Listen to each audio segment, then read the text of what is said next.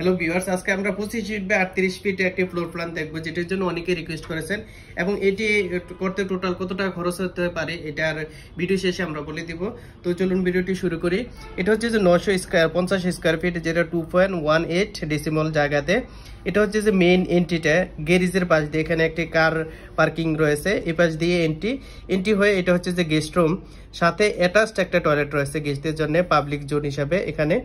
এবং এখানে ঢুকলে দেখতে পাচ্ছেন ডাইনিং এবং স্টেয়ারের জায়গাটা মোটামুটি বড় জায়গা রাখা হয়েছে, 15 ফিট 10 এদিকে, এদিকে হচ্ছে যে 11 ফিট 1, এবং এই পাশে হচ্ছে যে কিচেনটা।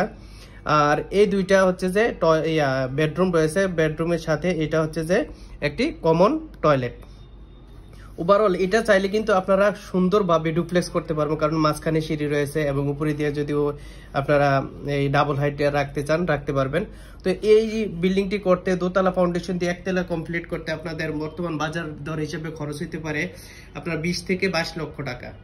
তো এরকম ভিডিও পেতে আমাদের পেজটি ফলো করে রাখবেন এবং যে কোনো ধরনের বিল্ডিং ডিজাইন করতে আমাদের সাথে সরাসরি যোগাযোগ করতে পারেন। আর যদি আপনি এরকম ভিডিও পেতে চান, অবশ্যই কমেন্ট বক্সে আপনার জমিন পরিমাণটি লিখে দেন, পরবর্তী ভিডিও আপনার জন্য করে নিয়ে আসবো। সে পর্যন্ত ভালো থাকবেন আর অবশ্যই ভিডিওটি শেয়ার করে দিবেন। ধন্যবাদ সবাইকে, আসসালামু আলাইকুম।